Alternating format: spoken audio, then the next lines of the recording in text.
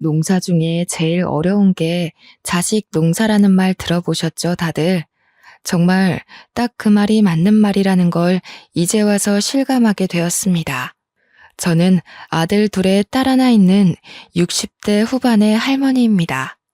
참 기구한 제 인생 이야기가 남들에게 퍼지는 게 싫어서 꽁꽁 숨겨놓고 있다가 의사가 참으면 병이 된다고 해서 이곳을 찾아오게 되었네요.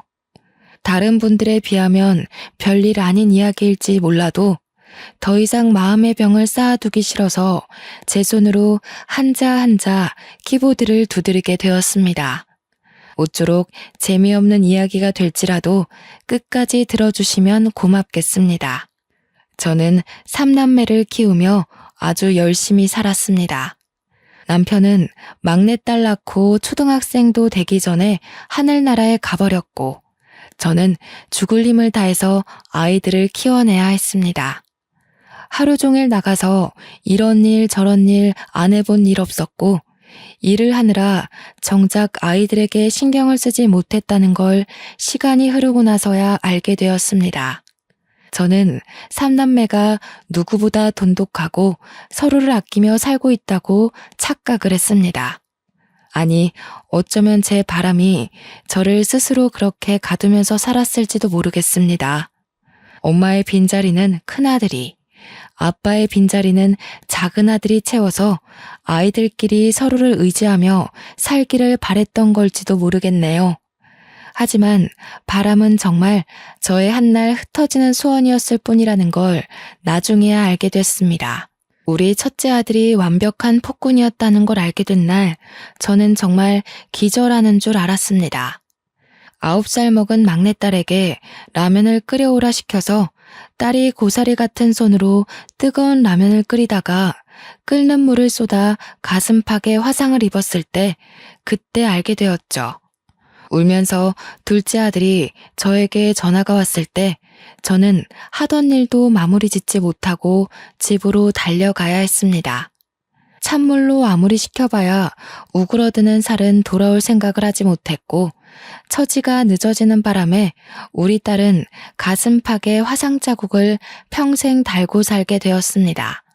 저는 바보같이 그때서야 알게 되었죠.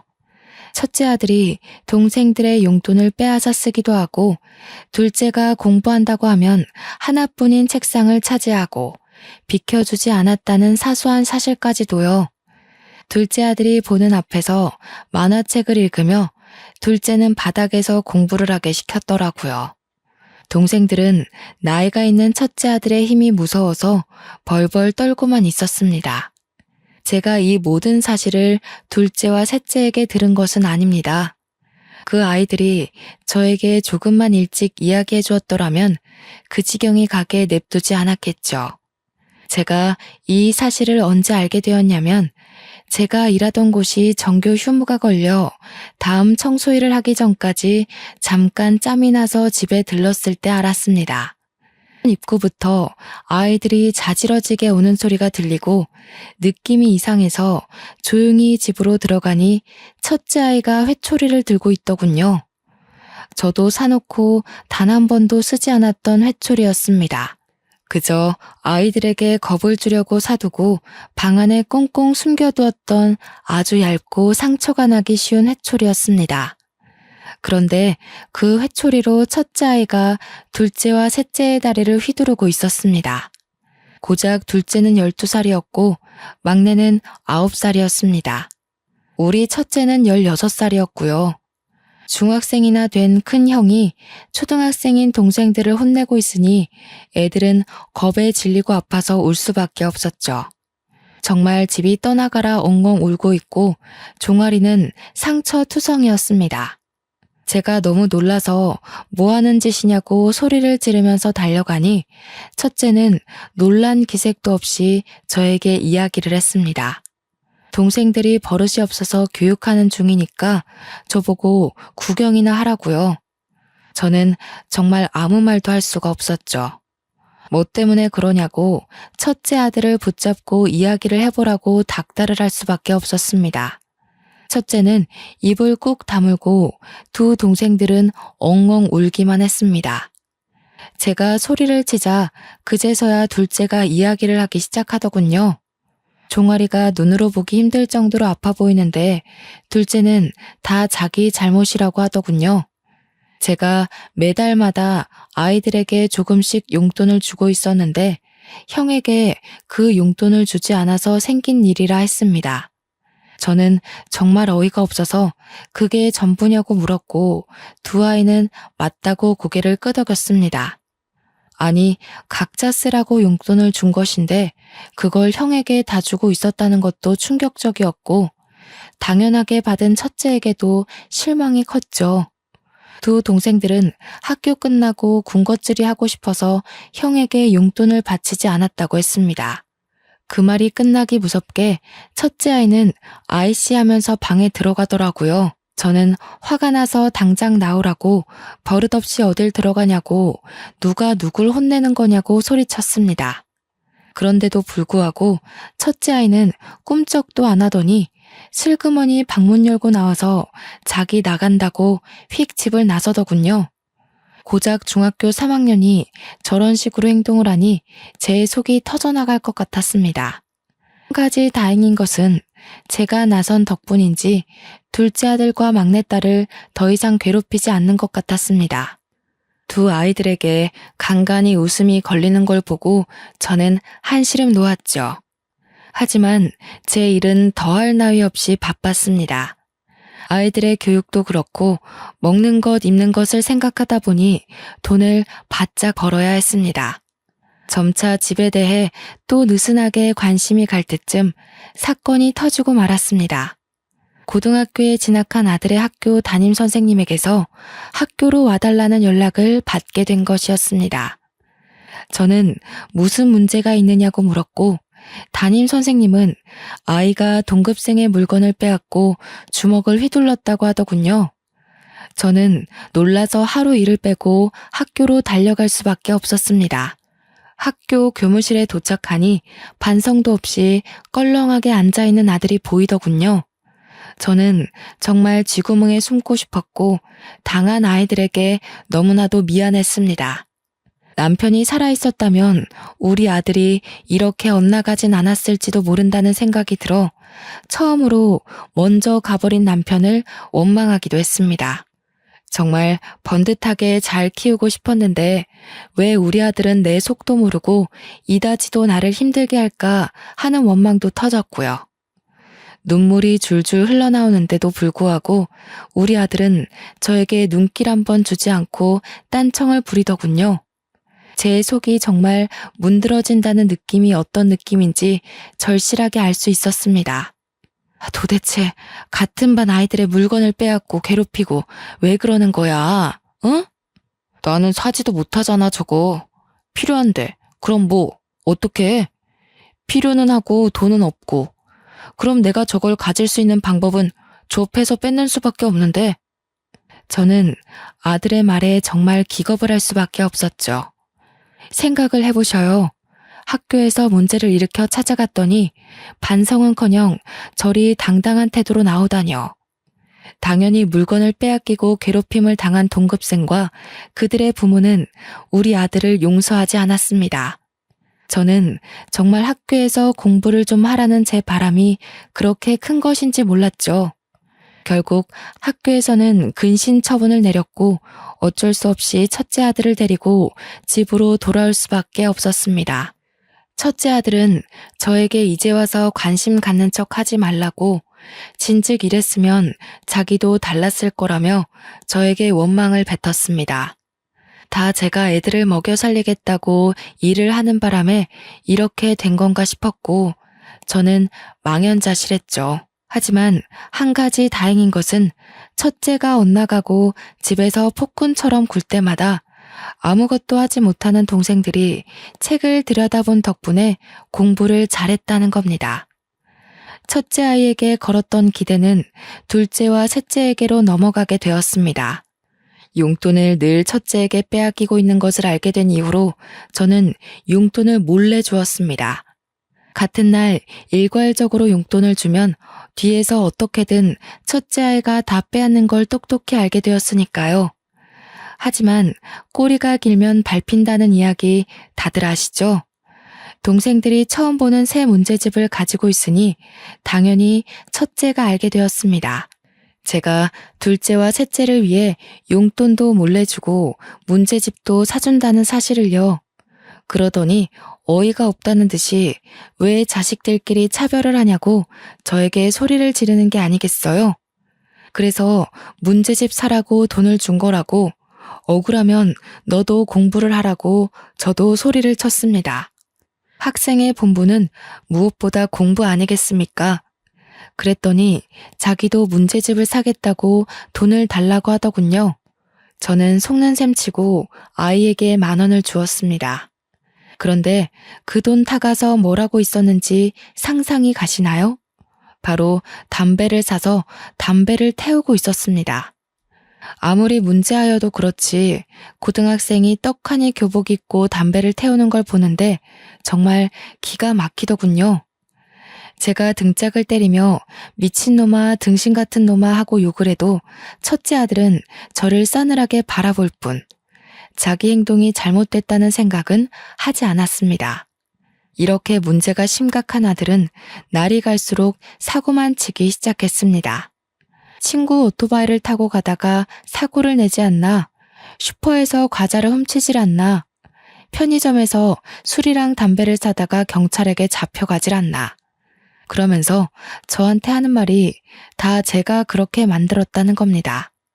동생들한테만 따로 용돈 주고 챙겨주니까 자기는 엇나가는 거라면서요.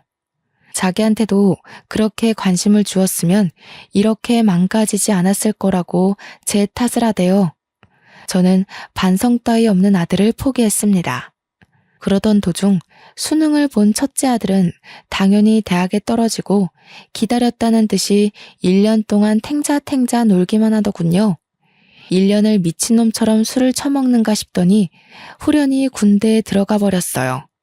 친구들이 가니까 저도 갔다 오겠습니다 하고 입대 하루 전날에서야 저에게 이야기를 하더군요.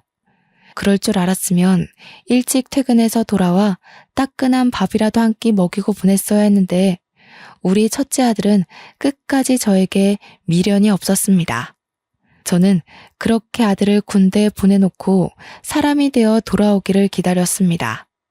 하지만 우리 아들은 끝까지 제 예상 밖의 행동을 하더군요. 군대가 체질인 것 같다면서 말뚝을 박아버리겠다고 하는 겁니다. 당시만 해도 군대에 부조리가 많고 후임을 괴롭히는 일이 잦았기 때문에 저는 아들을 무척이나 걱정했습니다. 그러나 우리 아들의 고등학교 시절을 생각하면 사실 아들의 후임을 더 걱정해야 하는 편이 옳았던 거죠. 군대가 체질이라던 아들은 정말 부사관이 되었고 군대에서 휴가도 나오지 않고 돈을 벌었습니다. 특근 수당이라는 게 꽤 쏠쏠하다며 저에게 돈을 붙여주기 시작했습니다. 고등학생, 중학생이던 둘째 아들과 막내딸을 키우면서 저는 정말 알뜰살뜰하게 살았습니다. 첫째는 2년 동안 휴가를 나와도 집에 오지 않고 친구들을 만나며 군대 월급을 탕진하는 것 같더니 철이 든 건지 갑자기 생활비에 보태라며 50만 원씩 보내더군요. 휴가 나왔을 때는 집으로 와 갑자기 동생들 옷을 사주고 치킨도 사주고 하는 겁니다. 저는 드디어 첫째가 철이 들었구나, 고생길이 끝났구나 하면서 감동을 먹었죠.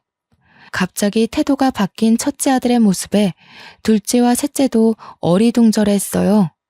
둘째가 대학에 들어갔을 때는 대학 등록금까지 떡하니 내놓는 게 아니겠어요.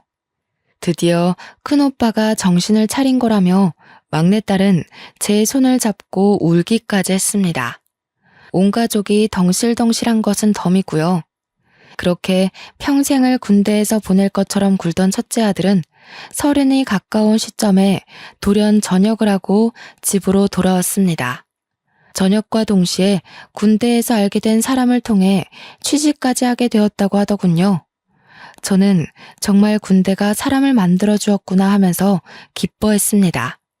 그때 막내는 대학생이었고 둘째는 군대에 다녀와 복학을 한 시점이었습니다. 여전히 등록금을 대랴 생활비를 마련하랴 엄청나게 바쁜 생활을 해야 했습니다. 무릎을 꿇고 걸레질을 해야 하는 청소 특성상 무릎이 시큰거려 너무나도 힘들었지만 첫째가 번듯한 직장인이니 행복했죠. 월급을 받는 날이면 저에게 생활비에 보태라고 돈을 주기도 하고 동생들을 위해 돈을 아낌없이 썼습니다. 그렇게 막내까지 졸업을 마치고 삼남매가 모두 직장인이 되었을 때 저는 드디어 생활이 좀 피어나나 했습니다. 이유는 아이들 셋 전부 다 저에게 생활비를 주었기 때문이었습니다. 막내딸은 저에게 청소하느라 고생했다며 이제는 좀 쉬어도 되지 않겠냐고 하더군요. 시큰거리는 무릎도 고쳤으면 좋겠다고 했지만 만만치 않은 병원비까지 아이들에게 짊어지게 하고 싶지 않았어요. 저는 일을 좀 줄이긴 했지만 그래도 여전히 바쁘게 일을 했고 저축도 하고 그렇게 시간을 보냈습니다. 아이들이 다 크니 은근히 들어갈 돈도 없고 통장에 하나둘 쌓여가는 잔고를 보면서 행복해지더라고요. 남의 집 청소도 하고 건물 청소도 하고 청소일이 힘들긴 하지만 시급은 좋아서 놓칠 수 없었습니다. 제 무릎이야 나중에 휠체어 타고 다니면 되지 하는 아주 말도 안 되는 생각을 하면서 버텨냈죠. 첫째 아들이 34살이 되었을 때 드디어 저에게 결혼하고 싶은 사람이 있다면서 여자를 소개시켜 주겠다고 했습니다. 첫 만남이 아직도 생생하니 잊혀지지가 않습니다. 며느리 될 사람이라고 데려온 여자는 인상이 별로 좋지 않아서 솔직히 마음에 안 들었습니다. 째진 눈꼬리에 득실득실하게 붙은 욕심살이 있어서 우리 아들이랑 결혼하겠다고 하니 걱정이 앞섰습니다. 그런데 그게 다 제 편견이었는지 성격이 아주 붙임살 있는 게 시원시원하니 좋더라고요. 물론 가끔 말이 좀 세게 나오는 경향이 있어서 제가 처음에는 눈치를 봐야 했지만요. 저한테 시집살이는 시키지 않으셨으면 좋겠어요. 제가 제 사람 하나는 끝내주게 챙기는 타입이거든요. 하지만 제 사람이 아니다 싶을 때는 칼같이 내치는 사람입니다. 나도 연락을 자주 하거나 시집살이 시킬 맘 없네. 요즘 시대가 그런 시대도 아니고 그저 둘이 잘 먹고 잘 살았으면 하는 마음뿐이지. 며느리가 눈에 힘을 주면서 이야기하니까 괜히 저도 마음이 쫄리더라고요. 그래서 솔직하게 이야기를 했더니 며느리가 갑자기 저한테 웃음을 흘리면서 싹싹하게 굴기 시작했어요. 제가 시집살이를 시킬 마음 없다고 하니 그제서야 마음의 문을 열어둔 느낌이었습니다. 어머님, 제가 반찬을 좀 해왔는데 입에 맞으실진 모르겠지만 한번 드셔보세요. 제가 철되면 식혜도에다 보낼게요. 제가 식혜 하나는 끝내주게 만들거든요. 김장철 되면 김장김치도 좀 보내드릴까요? 제가 요리하는 걸 워낙 좋아해서요. 며느리가 만들어 보내준 식혜는 정말 팔아도 될 만큼 달달하고 부드럽고 좋았습니다. 김치도 어찌나 맛이 좋던지 우리 며느리가 반찬 가게 하면 정말 장사가 대박나겠다고 생각할 정도였어요. 맏며느리로 저렇게 손재주가 좋은 아이가 들어오다니 제 복이 아닐까 싶기도 했습니다. 반평생을 속을 썩이던 첫째 아들에게 어찌 저리 좋은 인연이 나타났을까 싶기도 했고요. 그런데 우리 막내딸의 생각은 조금 달랐던 것 같습니다. 어느 날 저에게 다가오더니 슬며시 식혜 맛을 보고는 저에게 이야기를 하더군요.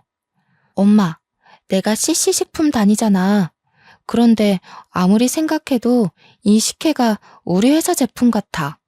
그리고 김치도 마트에서 파는 그 김치 같고. 막내딸의 이야기는 사온 상품을 대충 통에 옮겨 담고는 생색을 내는 것 같다는 이야기였어요. 막내가 식품회사를 다니기 때문에 흘려드릴 수 없는 이야기였습니다.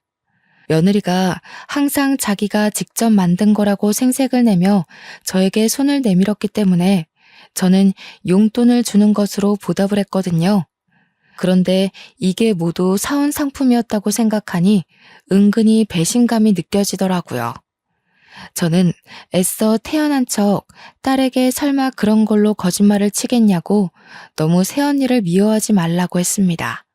아무래도 막내딸은 큰아들에게 당한 것이 많으니 색안경을 끼고 볼 수 있겠다는 생각을 했기 때문이었어요. 그런데 몇 개월 지나서 첫째 아들이 저에게 오더니 더 이상 생활비를 보탤 수 없겠다고 하더군요. 그래서 왜 그러냐, 무슨 일 있냐고 물어보았습니다. 그러자 며느리가 임신을 했다는 경사로운 소식을 전하는 게 아니겠어요? 아이를 가져서 병원비도 그렇고 앞으로 태어날 아이를 위해 돈을 저축도 해야 하고 살 것도 많다고 하더군요. 저는 당연히 생활비를 더 이상 주지 않아도 된다고 했습니다. 어차피 저도 소소하게 벌고 있었고 둘째 아들과 막내딸이 계속해서 저에게 생활비를 보태고 있었으니까요.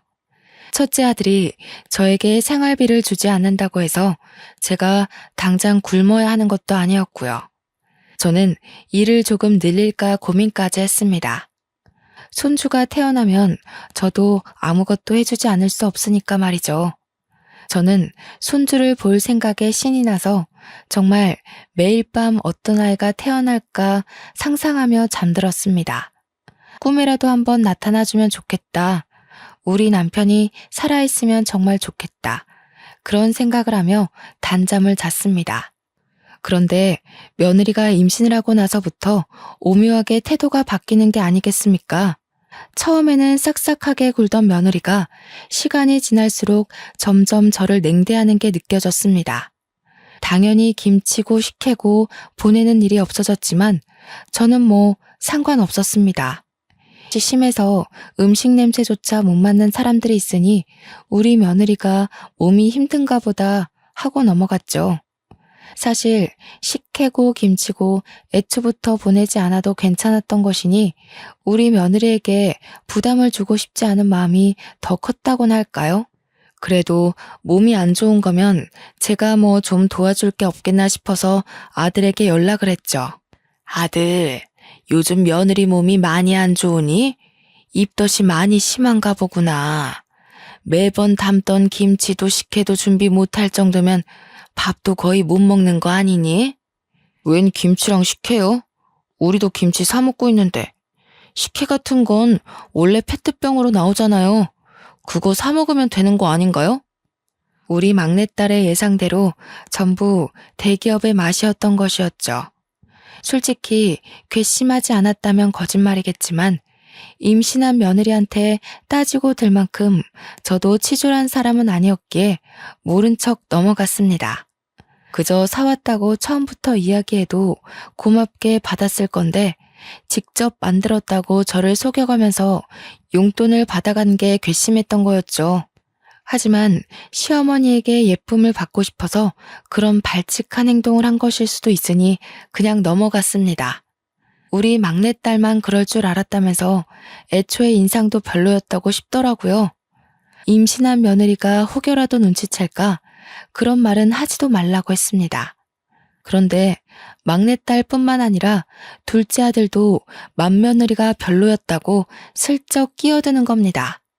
사람이 너무 별로라고 상대하고 싶지도 마주하고 싶지도 않다는 식으로 이야기를 하길래 저는 무슨 일이 있었나 싶었습니다. 그래서 슬쩍 왜 그러냐 하고 물어보니 둘째 아들이 저에게 무언가를 하나 꺼내서 보여주더군요. 볼펜인 줄 알았는데 볼펜처럼 생긴 녹음기였습니다. 이걸 왜 지니고 다니냐고 물어보니 예전에 형한테 많이 혼나고 당해서 버릇처럼 소형 녹음기를 몸에 지니고 다닌다고 했습니다. 있었던 일을 전부 다 녹음을 해야지만 자기 전에 마음이 편하다면서 저에게 버릇이라고 했습니다. 그러면서 며느리랑 대화한 녹음본이 있다면서 언젠가 저에게 꼭 들려주겠다고 마음먹었었다고 했어요. 오늘이 그날인 것 같다면서 녹음해둔 대화를 틀어주는데 저는 너무 놀라서 기겁을 했죠. 도련님, 우리 남편이 엄청나게 어릴 때 차별받고 자랐다는데 그거 다 사실이에요? 우리 시어머니 진짜 무서운 사람이다. 차별을 그렇게 해놓고 아들한테 생활비를 받아가는 거예요? 도련님은 문제집 살 돈도 주고 공부도 엄청 시켜줬다고 들었는데 맞아요? 우리 남편은 대학도 못 나오고 동생들 뒷바라지만 신나게 해줬다고 하던데. 불쌍해라 정말. 군대 가서 말뚝 박은 이유도 시어머니의 동생들 먹여 살리느라 어쩔 수 없이 한 거라던데. 좀 그 힘든 곳에서 그렇게 열심히 일할 생각을 했을까? 설마 형한테 받은 거 전부 모른 척 할 생각은 아니죠? 조카 생기면 차별 대우 받으면서 챙긴 목까지 다 챙겨주셔야 돼요. 임신까지 했는데 임신 축하 비용 같은 거 없어요? 남들은 다 해준다던데. 저는 욕심 없으니까 그냥 100만 원 정도만 해주세요. 그래서 우리 착한 둘째 아들이 며느리한테 임신 축하 비용이랍시고 100만 원을 송금했다지 뭡니까? 저는 정말 기가 막혀서 막내딸한테도 이런 이야기를 들었냐고 하니까 막내딸은 자기한테 요구하진 않았다고 하더군요. 평소에도 별로 좋아하는 티를 안 내서 자기한테까진 이야기를 안 한 것 같다고 하는데 정말 기가 막히고 코가 막힐 지경이죠. 너무 어이가 없어서 며느리에게 전화해서 호되게 혼을 낼까 싶었지만 둘째 아들이 참으라길래 꾹 참았습니다. 하지만 한번 미운털이 콕 박히고 나니까 얼굴을 보고 싶지도 않고 전화도 하기가 싫더라고요. 그래서 연락을 하지 않았습니다. 일부러요. 입만 열면 돈돈거리니 꼴도 보기 싫고 만나고 싶은 생각이 싹 사라지는 게 아니겠어요. 저한테도 임신 축하 비용 달라고 떼를 쓸 것 같은 느낌에 제가 연락을 피했죠. 그렇게 만삭이 될 때까지 연락 한 통 없다가 손주를 낳고 나서야 애 낳았다고 큰아들이 저에게 연락을 하더라고요. 저도 그냥 축하한다고 이야기하고 끝냈습니다. 하지만 손주를 보고 싶은 마음은 참 쉽게 사그러들지 않았습니다. 결국 둘째와 막내와 저 이렇게 셋이서 병원에 찾아가 손주를 보려고 했습니다. 다들 퇴근하고 삼삼오오 모여서 간 것이라 밤에 뭐 하나 준비도 제대로 못하고 마음만 급해서 병원에 찾아갔습니다. 그러자 저희들의 빈손을 보고 며느리가 화를 막 내는 게 아니겠습니까? 저희는 꿀먹은 벙어리가 되고 말았죠. 솔직히 임신해서도 2번인가 밖에 만나지 못했는데 제가 뭘 준비해서 올 수 있겠어요? 지들이 뭘 샀는지도 말을 해주지 않았는데 다짜고짜 빈손이에요? 하고 콧김을 뿜으면서 물어보니까 할 말이 없었습니다. 첫째 아들도 저한테 오느라 고생했다고 하면서도 요리조리 살펴보며 진짜 빈손이냐고 묻더라고요. 제가 빈손으로 찾아간 게 잘못이긴 하지만 그래도 가족보다 물건을 더 기다렸던 것 같아서 기분이 영 좋지 않았습니다. 그러더니 저한테 돈 봉투라도 준비해서 오지 그랬냐고 첫째 아들이 저를 타박했습니다. 동생들한테도 엄마가 미리 말을 했어야지 봉투 하나 없이 찾아오는 법이 어딨냐고 하는데 우리 아들이 철들었다는 게 다 거짓말 같더라고요. 아니, 오늘 보고 안 볼 것도 아닌데 다음에 준비해서 만나면 되지 않겠니? 다들 퇴근해서 정신없이 애기 보러 온 건데 너무 물건만 기다리는 사람같이 구는구나. 한동안은 못 보죠. 원래 100일까지는 밖에 나가는 게 아니라고 하던데요. 저희가 형수님 댁으로 찾아가면 되죠. 어머, 그게 무슨 소리예요? 무슨 병균을 묻히고 올지도 모르는데 집으로 찾아온다고요? 도련님, 너무 생각 없이 이야기하는 거 아니에요? 생각을 해봐요. 회사에서 어떤 사람을 마주하는지도 모르는데 우리 아이한테 병 옮으면 어떡해요? 그래, 네가 좀 생각 없이 말을 했다. 너가 어디서 뭘 하고 다니는지도 모르는데 어떻게 집에 온다고 하니? 그러면서 신생아가 있는 집인데 오겠다는 이야기를 그렇게 쉽게 할 수 있냐면서 둘째 아들을 병균 취급을 하더라고요. 며느리랑 첫째 아들 죽이 어찌나 잘 맞는지 무슨 만당꾼을 보는 듯한 기분이었습니다. 저희에게 빈손으로 왔다고 타박하는 말을 돌려서 하는 듯해서 저의 기분은 점점 가라앉았습니다. 군대에서 정신 차려서 돌아온 줄 알았더니 아들놈의 인성은 절대로 바뀌지 않는 건가 하고 생각하게 되었죠. 이래서 옛말에 여자를 잘 만나야 한다고 한다던데 꼭 예전에 지 같은 거 만나서 다시 돌아가나 싶었습니다. 속이 막 오르락 내리락 뒤집어지는데 화가 나서 견딜 수가 없겠더라고요. 그래서 정색을 하고 며느리에게 이야기를 했죠. 안 간다고요. 오늘 저 멀리서 본 걸로 만족하겠다.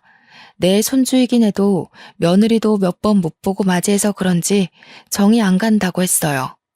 정이 안 가는데 선물이고 돈이고 무슨 소용이 있겠냐고 체념하듯이 이야기했더니 아들이 입을 꾹 다물더군요.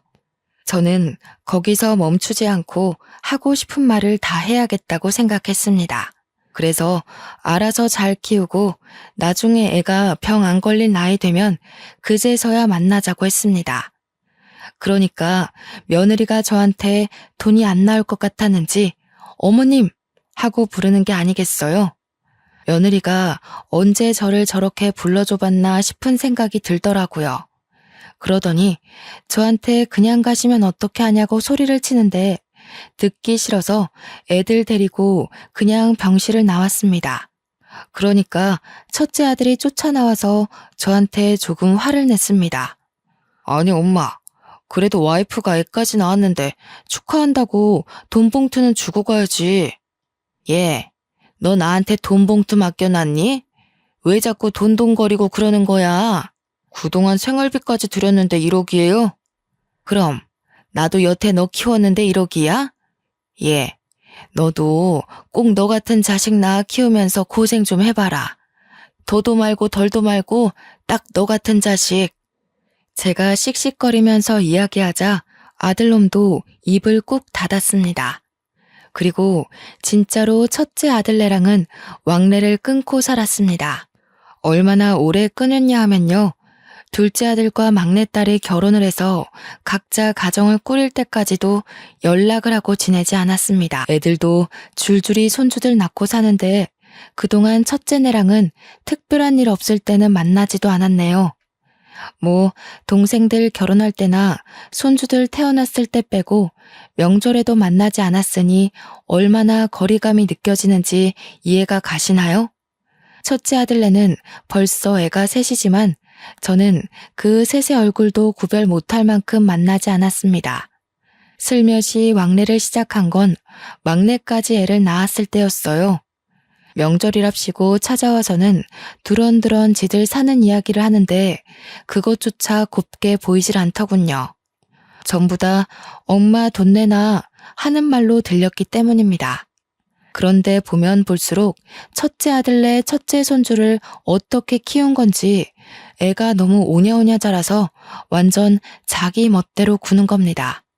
초등학생인데 막 지나가는 개한테 돌을 던져서 개 주인이랑 소송전에 걸리지를 않나 주차장에 멀쩡히 세워진 차를 막대기로 긁고 다녀서 그 도장값까지 전부 물어줬다고 하대요. 사고란 사고는 다치고 다니는 게 아니겠어요?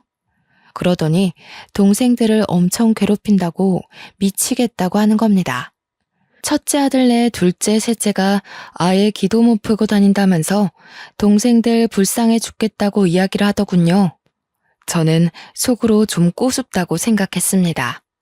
어릴 적 첫째 아들이 둘째랑 셋째를 괴롭혔던 것처럼 지 아들이 똑같은 짓을 하고 있으니까요.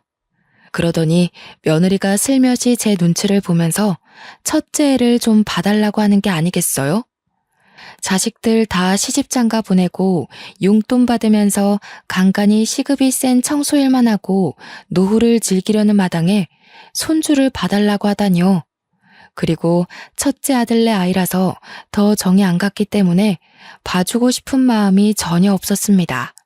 그래서 저는 며느리에게 미쳤냐고 죽어도 아이 안 봐준다고 딱 잘라서 거절을 했어요.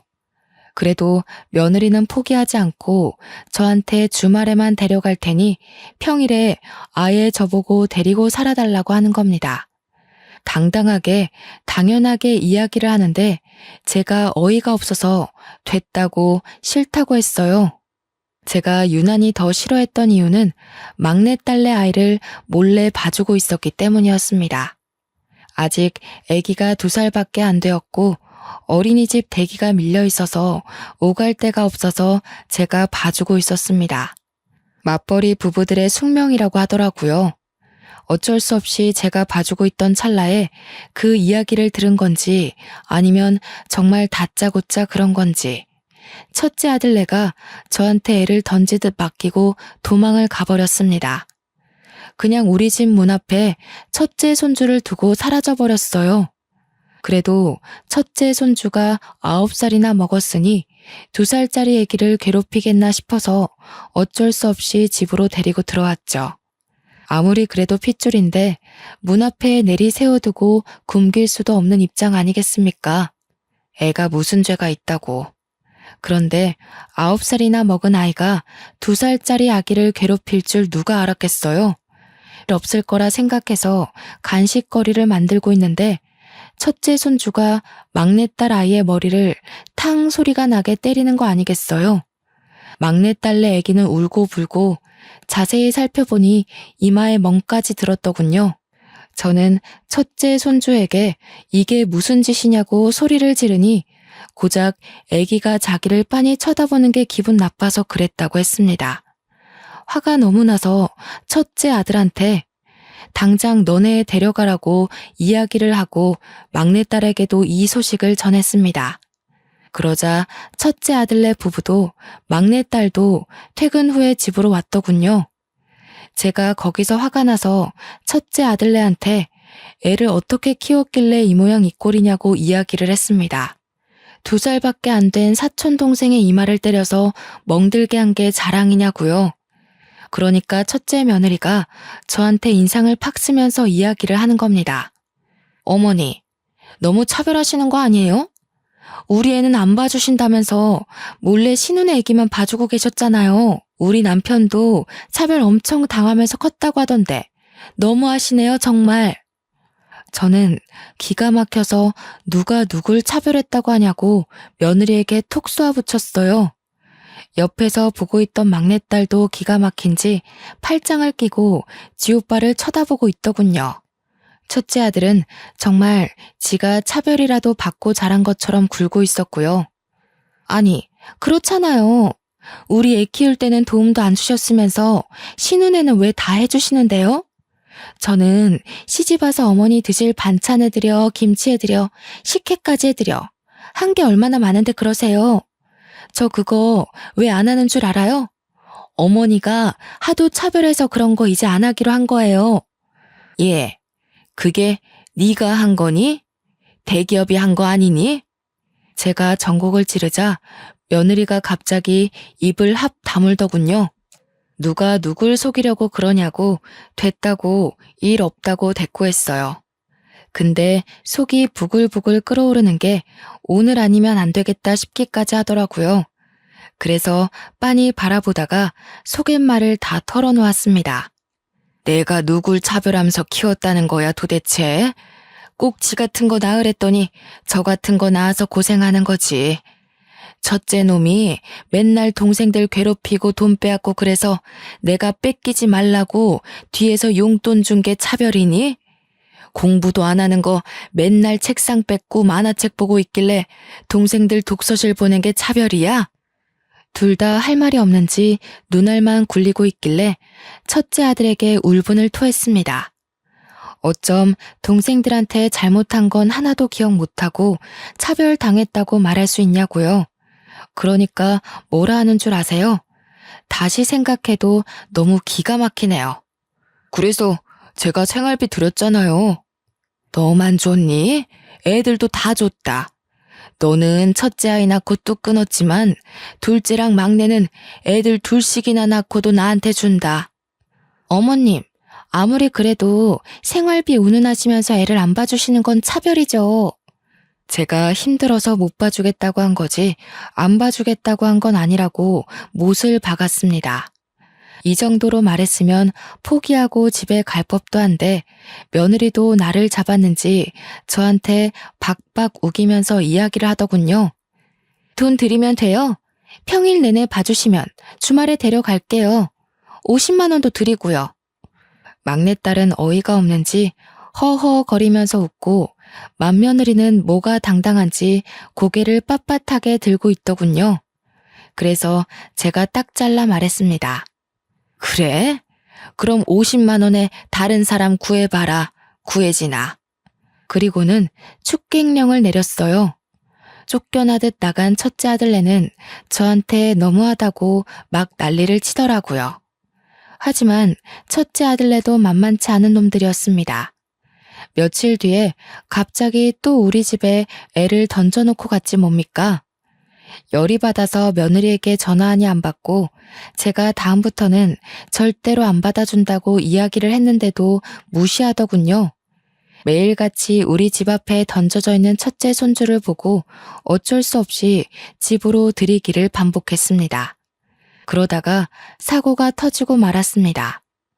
첫째 손주가 우리 집이 2층 주택인데 거기서 위험하게 놀다가 아래로 떨어지고 말았습니다. 119를 불러서 가는데 다행히 머리는 다치지 않고 다리가 똑 부러져서 수술을 해야 한다고 하더군요. 혹시 모를 사태를 대비해서 수혈을 생각하고 혈액형을 알아야 한다고 하길래 아들이랑 며느리가 둘 다 A형이라고 A형일 거라고 했습니다. 그런데 긴가민가해서 검사를 해봐달라고 했어요. 근데 병원에서 A형이 아니라 AB형이라고 부모가 둘 다 A형이 맞냐고 물어보는 거예요.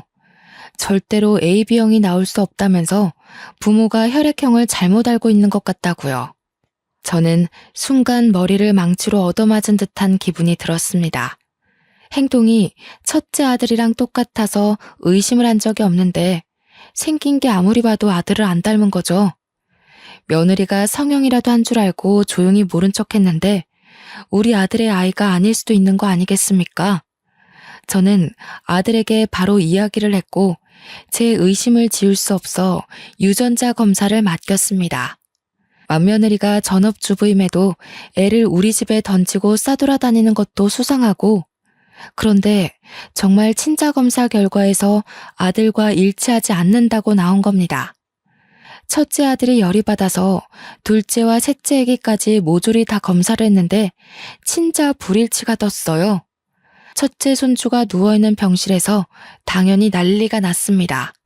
아들은 애기 아빠가 누구냐고 소리치고 며느리는 사색이 되고 알고 보니 10년 된 내연남이 있었고 자식들이 그 내연남의 아이였던 겁니다. 온 가족이 전부 뒷목 잡고 쓰러졌어요. 결국 변호사 선임해서 첫째 아들은 이혼 도장 찍고 위자료 소송에 상간남 소송까지 다 했습니다. 그런데 며느리의 내연남도 알고 보니 유부남이었고 아이 셋을 혼자 키우기 어렵자 저를 찾아와 뻔뻔하게 말을 했어요. 어머님, 그래도 그동안 같이 살았던 정이 있는데 애들만이라도 좀 데려가 주시면 안 되나요? 저 혼자 먹고 살기도 너무 빠듯해요. 아니면 아범 설득해서 양육비라도 좀 주라 하세요. 내가 왜 남의 씨를 키워주남? 그동안 정은 개뿔이다. 남의 아이들한테 왜 우리 아들이 양육비를 주니? 안 그래도 내일 변호사 만나서 파양 신청하기로 했다. 그러더니 그 뒤로 저를 몇 번이나 찾아와서 눈물로 읍소했다가 화를 냈다가 들어 누웠다가 하는 게 아니겠습니까? 나중에는 제발 받아달라고 사정사정하는데 결국 경찰에 신고하고 매몰차게 보내버렸습니다. 첫째 아들은 그날 이후로 제 눈치를 보느라 아무것도 못하고 죄송하다고만 하고 있고요. 솔직히 시간이 다 흐른 지금이라 꼴도 보기 싫지만 상심이 클 첫째 아들을 여태 끼고 살고 있습니다. 그냥 대면대면하게 서로 있는 듯 없는 듯 살고는 있지만 아들의 월급의 반 이상이 제 통장으로 들어오고는 있습니다. 제가 아들 이혼시키면서 생활비 보태지 않으면 데리고 살아주지 않겠다고 했거든요. 지금까지도 착실하게 제 말 듣고 제 눈치 보면서 잘 살고 있고요. 망한 자식 농사지만 그래도 앞으로 눈칫밥 먹으면서 살 듯 싶어 다행이라 생각합니다. 아들이 주는 생활비 한 푼 두 푼 모아 시큰거리는 제 무릎 제대로 고쳐볼까 합니다. 그거라도 해야 제 마음이 속 시원해질 것 같네요. 물론 의사 선생님 말대로 이렇게 풀어내니 한결 가벼워지긴 했습니다. 여러분, 마음에 안 드는 자식도 결국 내 자식이긴 하더라고요. 대신 단단히 마음 다잡고 한 방 먹여야 그나마 눈치라도 보고 사는 것 같습니다. 대한민국의 어머니들 모두 힘내시고 앞으로는 당당하게 삽시다. 감사합니다.